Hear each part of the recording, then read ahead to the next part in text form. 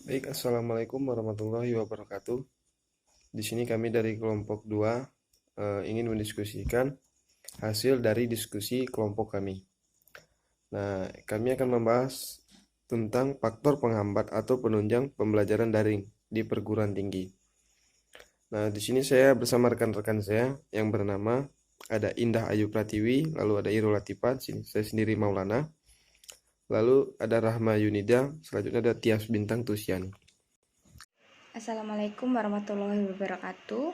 Nama saya Indah Pratiwi. Di sini saya akan memaparkan tentang latar belakang masalah dari kelompok kami. Nah, dapat yang kita lihat saat ini, dampak penyebaran virus corona ini kian pesat dan dengan terus bertambahnya kasus positif di masyarakat terhitung per hari Jumat tanggal 10 bulan 4 2020 terdapat total 3.512 kasus positif yang telah dikonfirmasi oleh pemerintah pusat. Hal itu sangat berdampak bagi berbagai aspek kehidupan masyarakat. Salah satunya adalah berkurangnya kegiatan di luar ruangan. Saat ini pemerintah Republik Indonesia menginstruksikan untuk melakukan gerakan kerja di rumah atau work home. Nah, yang mengharuskan masyarakat untuk bekerja secara remote dari rumah mereka masing-masing dengan tujuan untuk memutuskan rantai penyebaran virus corona ini. Banyak masyarakat yang menanggapinya dengan baik, ada juga masyarakat yang tidak menanggapinya dengan baik. Salah satu suara tersebut muncul dari kalangan mahasiswa perguruan tinggi yang ikut terdampak dan harus melakukan kegiatan belajar di rumah.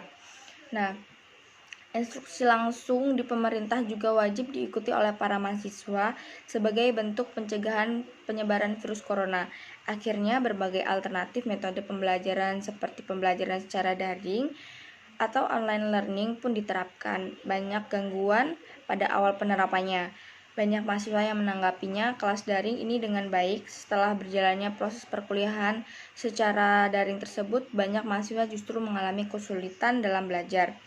Nah, keadaan ini justru menurunkan mutu pembelajaran bagi para mahasiswa serta mutu pengajaran oleh para dosen.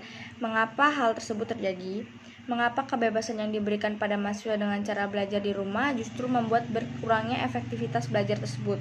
Bukankah seharusnya lebih baik? Nah, karena justru lebih sulit belajar dari rumah karena ada banyak gangguan yang sifatnya kurang kondusif. Pikiran jadi buyar dan susah fokus. Walaupun lebih santai, menjalankan kelas daring sejak bulan Maret akibat pandemi COVID-19, banyak mahasiswa yang lebih pilih belajar di kampus karena lebih fokus. Nah, tapi kalau situasinya begini juga mau bagaimana lagi? Pendapat tersebut tentunya disarankan pada pengalaman mahasiswa STKIP PGRI Bandar Lampung sendiri, khususnya jurusan bimbingan dan konseling, angkatan 2017, dalam mengikuti proses pembelajaran online learning, karena belajar daring ini bukan hanya tugas yang lebih menumpuk, tapi juga banyak distraction saat sedang belajar. Kelas tatap muka punya feel yang berbeda. Interaksi langsung itu cenderung mendukung proses pembelajaran. Keep in touch dengan teman, setidaknya tetap aktif dan ada interaksi membantu memicu fokus saat pembelajaran. Berdasarkan pengalaman mahasiswa STKIP PGRI Bandar Lampung, jurusan bimbingan konseling, pendapat mereka condong mengarah untuk memilih proses belajar di kampus. Hal tersebut tentu didasari kesulitan saat belajar dengan metode pembelajaran daring. Kebebasan yang diberikan justru membuat terdapat banyak pilihan yang mengganggu fokus dari para mahasiswa. Hal itu dapat membangun fokus karena menyukai subjek ya. Jadi yang kedua adalah prinsip aturan yang didasari pada dorongan melakukan sesuatu karena tuntutan atau yang memiliki akibat. Sebagai seorang mahasiswa, sebaiknya kita mengetahui kita bergerak oleh prinsip yang mana saat belajar. Apakah prinsip kesenangan atau prinsip aturan? Jika sudah tahu, kita perlu berusaha untuk menyeimbangkan hal tersebut. Harapan kita dapat membangun fokus terutama dalam kegiatan belajar dari rumah secara daring. Sekian pemaparan dari saya, bila ada kesalahan saya mohon maaf. Selanjutnya akan dipaparkan oleh rekan saya. Assalamualaikum warahmatullahi wabarakatuh. Di sini saya akan menjelaskan tentang permasalahan pada faktor penghambat atau penunjang pembelajaran daring di perguruan tinggi. Jadi di sini permasalahan yang dihadapi mahasiswa perguruan tinggi dalam pembelajaran daring yaitu mulai dari jaringan, kemudian banyaknya tugas yang diberikan oleh dosen, kuota internet, dan situasi kondisi tempat tinggal mahasiswa tersebut. karena mau tidak mau mahasiswa yang ngekos ini akan pulang ke kampung halamannya. Baik, saya akan melanjutkan pemaparan dari Mbak Irul. Yang selanjutnya ada pembahasan. Permasalahan yang dihadapi mahasiswa perguruan tinggi yaitu mulai dari jaringan internet yang susah dijangkau di kampung halaman. Karena saat proses pembelajaran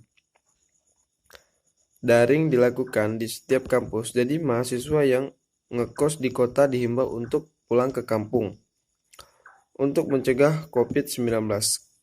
Karena kampung halaman masuk di pelosok desa menjadi jaringan susah dijangkau. Akhirnya, mahasiswa tersebut pergi dulu ke tempat dataran tinggi di desa yang dapat mengakses media sosial atau internet.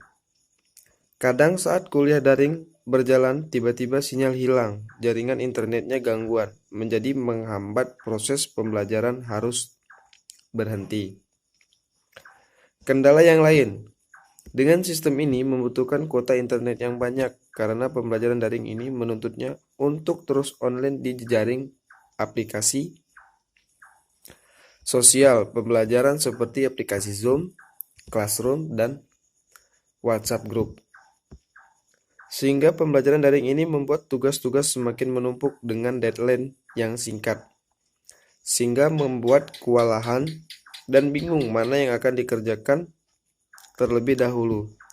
Hampir setiap hari, lebih dari 2 jam berada di layar HP atau laptop, membuat mata menjadi sakit dan berair karena radiasi cahaya elektronik.